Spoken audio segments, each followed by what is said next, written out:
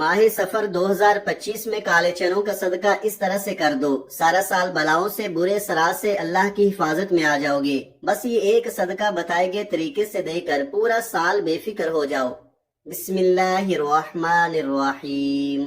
नाजरीन, सफर के महीने में किसी भी दिन काले चने लेकर उनका सदका इस तरह से कर दो। हर हाजत ऐसे पूरी होगी जैसे पूरी होने का हक बनता है। अगर आप दौलत मांगोगे दौलत मिलेगी, रिज्क मांगोगे रिज्क मिलेगा, जितना मांगोगे उतना मिलेगा। और अगर आप अपने किसी मकसद में कामयाब होना चाहते हैं, ऐसा मकसद जिसमें आज तक आपने बहुत मेहनत कर ली, कोशिश कर ली, लोगों की मन्नत समाजत तक कर ली, पीरों फकीरों के चक्कर भी लगा लिए, लेकिन फिर भी आपका मकसद पूरा नहीं हो रहा, तो आप माह सफर में किसी भी दिन काले चनों का सदका बताए गए तरीके से कर दो। कामयाबी आपके कदम चूमेगी, आपकी हर दुआ कबूल होगी, हर हाजत पूरी होगी, दौलत रिज्क पैसा किसी चीज की कमी बाकी नहीं रहेगी। अल्लाह रब्बुल इज्जत के फजलो करम से आप पर रिज़्क़ की दौलत की बारिश होगी। बस आपने कामिल यकीन के साथ ये सदका करना है और 5 वक्त की नमाज भी बाकायदगी से अदा करनी है। जो लोग नमाज अदा नहीं करते, जिनकी नमाजें छूट जाती हैं, उनके घर में बेबरकती आती है, उनकी जिंदगियों में बेबरकती आती है। फिर वो लोगों से शिकायत करते हैं कि पैसों की कमी है, गुजारा नहीं होता, अखराजात बहुत ज्यादा हैं, इसलिए नमाज का मुकम्मल एहतिमाम किया करें। फिर देखना सारी मुश्किलें खत्म हो जाएंगी। अल्लाह पाक आपके रिज़्क़ में खूब इजाफा फरमाएगा। अगर कोई बाई कारोबार करता है, कोई दुकान वगैरह है, या कोई नौकरी करता है, या काश्तकार है, फसलें वगैरह काश्त करता है, बेरोजगार है और कोई बाइज्जत रोजगार की तलाश में है, माह सफर में काले चनों का सदका करने से आपके रिज़्क़ में अल्लाह बेपनाह बरकतें, फजीलतें और वुसाअतें पैदा फरमाएगा और आपका रिज़्क़ भी इंतहाई कुशादा, वसी और आसान कर देगा। लेकिन इस सदके को करते वक्त आपने चंद बातों की एहतियात करनी है। जिसने पाबंदी के साथ इस सदका को दे दिया तो उसकी जिंदगी संवर जाएगी। वैसे भी हर इंसान की जिंदगी में उतार चढ़ाव तो आते ही रहते हैं, लेकिन अच्छी और बुरी तकदीर पर ईमान रखना भी हर मुसलमान के लिए बहुत जरूरी है कि अल्लाह ताला बुजुर्गों बरतर ने जहाँ इंसान की दुनिया में आजमाइश के लिए उसके सामने कई तरह के इम्तिहानात रखे हैं, वही उन इम्तिहानात से सुरखरू होने का तरीका भी बता दिया है। बीमारी हो या कोई और मसला हो, अल्लाह ताला ने अपने बंदों की हमेशा रहनुमाई फरमाई है। एक हदीस शरीफ का मफहूम है कि अल्लाह रब्बुल इज्जत ने दुनिया में कोई भी ऐसा मर्ज नहीं उतारा जिसका इलाज उसके साथ पैदा न फरमाया हो, सिवाय मरजुल मौत के।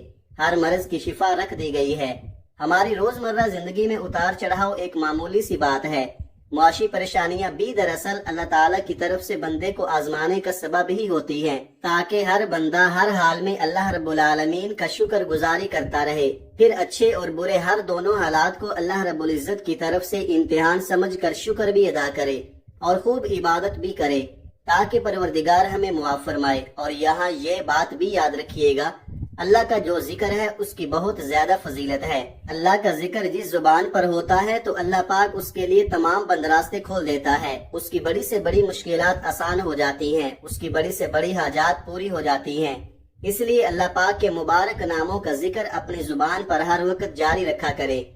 अल्लाह का जिक्र करने से न सिर्फ इस दुनिया में कामयाब हो जाओगे बल्कि आखिरत भी संवर जाएगी। आपने करना क्या है, आपने माह सफर में बाजार से काले चने ले लेने हैं और माह सफर में किसी भी दिन बताए गए तरीके से सदका कर देने हैं। नाज़रीन, काले चनों का सदका आपने कैसे करना है और सदका करते वक्त आपने किन किन बातों का खास ख्याल रखना है, जानने के लिए आपसे गुजारिश है कि आपने वीडियो को आखिर तक जरूर देखना है ताकि कोई भी जरूरी बात आपसे छूट ना जाए।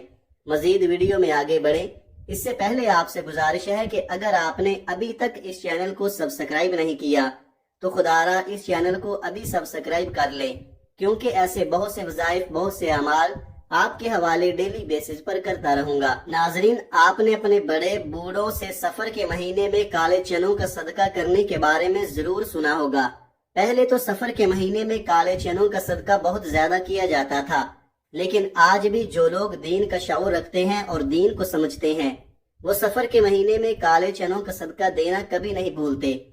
माह सफर के अलावा बाकी जितने भी इस्लामी महीने हैं, इनमें सफेद चीजों का सदका देना सबसे ज्यादा अफजल माना जाता है, लेकिन सफर के महीने में सफेद नहीं बल्कि काली चीजों का सदका देना ज्यादा अफजल माना जाता है, क्योंकि सफर का महीना बाकी 11 महीनों की निस्बत बिल्कुल जुदा है। جیسا کہ آپ نے بھی سفر کے مہینے کے بارے میں ضرور سنا ہوگا کہ سفر کے مہینے میں آسمان سے بلائیں نازل ہوتی ہیں، اور آسمان سے نازل ہونے والی یہ بلائیں جیسے ہی زمین پر اترتی ہیں تو یہ ایسے لوگوں کو تلاش کرنے لگتی ہیں جن پر یہ آسانی سے سوار ہو سکے۔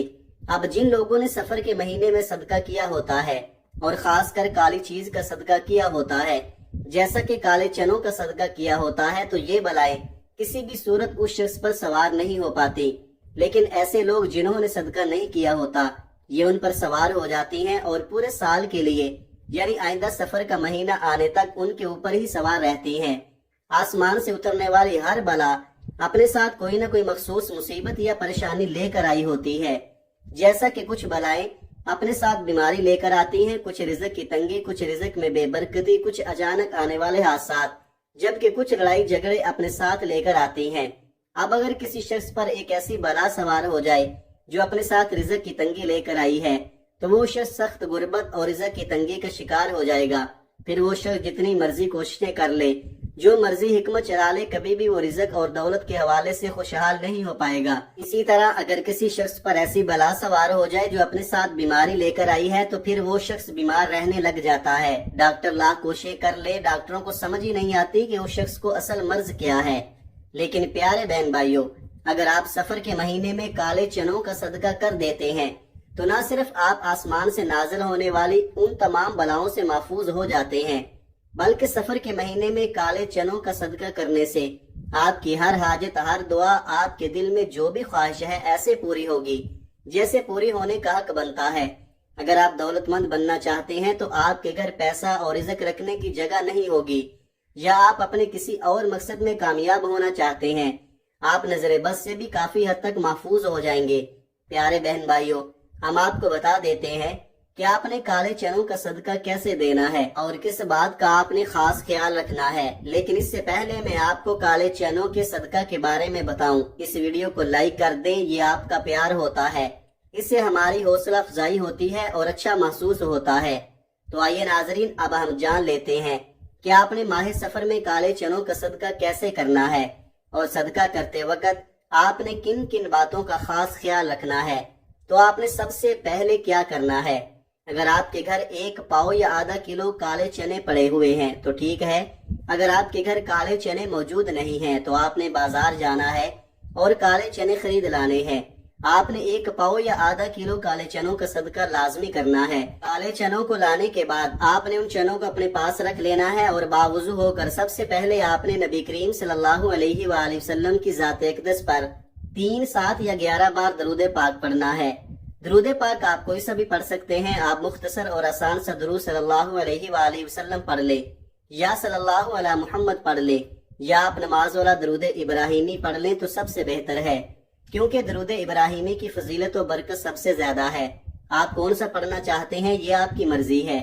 درود پاک کو آپ نے اچھے طریقے سے پڑھنا ہے۔ نبی پاک صلی اللہ علیہ وآلہ وسلم کے پاک فرمان کا مفہوم ہے کہ جو شخص مجھ پر 1 مرتبہ درود بھیجتا ہے، اللہ تعالیٰ اس پر 10 رحمتیں نازل فرماتا ہے، اس کے 10 گناہ مٹا دیتا ہے اور اس کے 10 درجات بلند کر دیتا ہے۔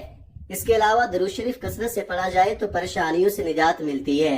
درود ابراہیمی 1 بار میرے ساتھ بھی پڑھیے گا تاکہ ثواب ہو۔ اللہم صلی علی محمد وعلی آل محمد کما صلیت علی ابراہیم وعلی آل ابراہیم انک حمید مجید۔ اللہم بارک علی محمد وعلی آل محمد کما بارکت علی ابراہیم وعلی آل ابراہیم انک حمید مجید۔ درود پاک پڑھنے کے بعد آپ نے اپنے خاص مقصد کی نیت کرنی ہے۔ ہر انسان کی حاجت الگ ہوتی ہے، ہر انسان کی خواہش الگ ہوتی ہے، ہر انسان کی پریشانی الگ ہوتی ہے۔ اگر آپ دولت چاہتے ہیں، رزق چاہتے ہیں، آپ سارا سال بلاؤں سے، بری افات سے محفوظ رہنا چاہتے ہیں تو اس کے لیے پڑھ لے۔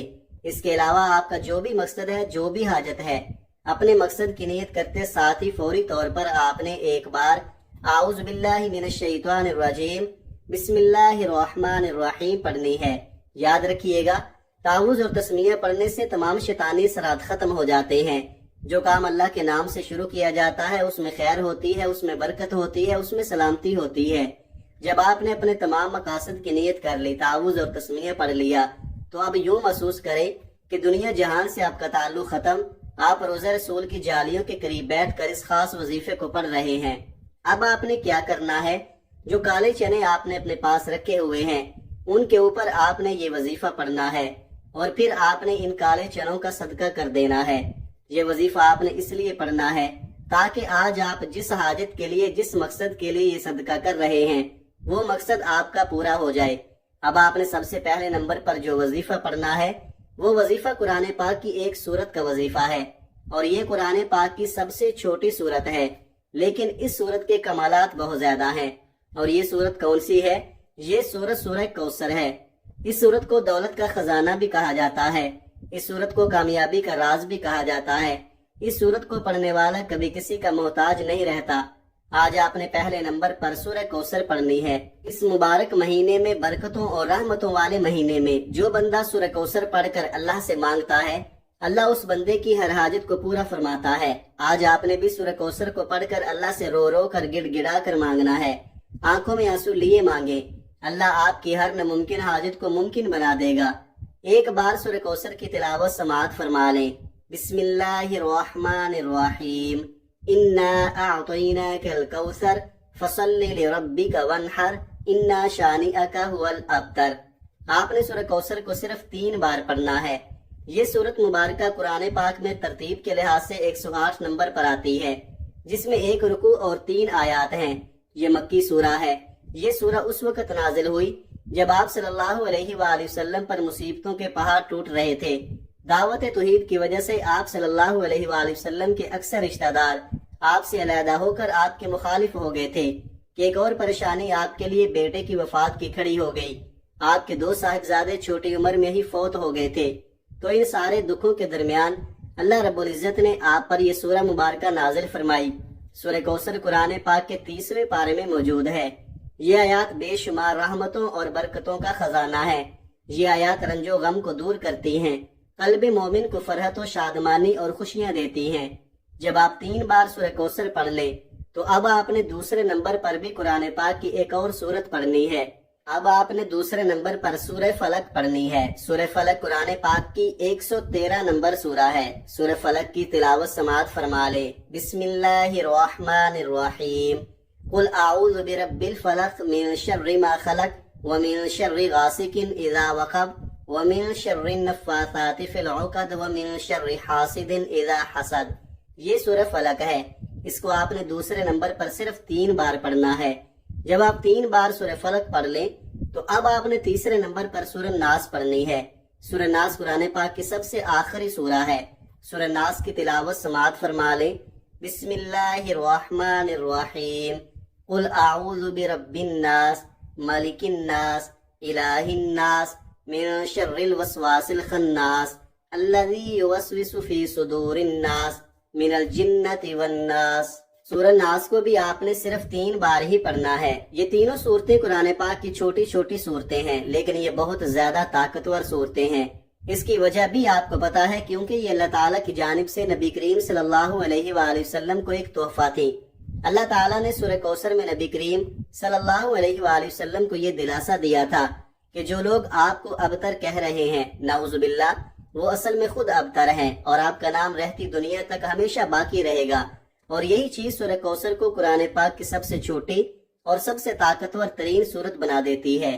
اسی طرح اگر سورہ ناس اور سورہ فلق کی بات کریں تو یہ دونوں بھی بہت چھوٹی چھوٹی صورتیں ہیں، لیکن بے حد طاقتور ہیں۔ سورہ ناس اور سورہ فلق پڑھنے والا شخص جن اور انسان دونوں کے شر سے، حسد سے محفوظ ہو جاتا ہے۔ آسمانی بلائیں اس پر نازل ہونے کا سوچ بھی نہیں سکتی۔ اچانک آنے والی مصیبتوں سے انسان مکمل طور پر محفوظ ہو جاتا ہے۔ جب آپ 3 بار سورہ کوثر، سورہ فلق اور سورہ ناس پڑھ لے تو اس کے بعد آپ نے پھر سے 3، 7 یا 11 بار وہی درود پاک پڑھنا ہے جو آپ نے شروع میں پڑھا تھا۔ اب آپ کا عمل مکمل ہو چکا۔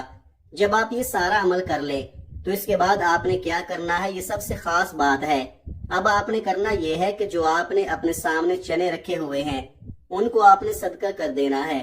کالے چنوں کو آپ نے صدقہ کس طریقے سے کرنا ہے یہ بھی نوٹ فرما لیں۔ سب سے پہلی خاص بات کہ کالے چنوں کو کبھی بھی آپ نے کچا صدقہ نہیں کرنا، یعنی بنا پکائے نہ کسی نے، اور نہ ہی آپ نے کالے چنوں کا صدقہ کرنا ہے۔ آپ نے ان کالے چنوں کو پکا کر صدقہ کرنا ہے۔ اب کچھ لوگ کیا کرتے ہیں کہ وہ صرف کالے چنوں کو ابال لیتے ہیں، اور جب کالے چنے ابل جاتے ہیں، اچھی طرح سے گل جاتے ہیں، تو ان کو گلی محلے میں یا غریب بچوں میں تقسیم کر دیتے ہیں۔ اگر آپ کالے چنوں کو چھوٹے چھوٹے ڈبوں میں ڈال کر بچوں میں تقسیم کریں تو بچے بہت شوق سے کھاتے ہیں۔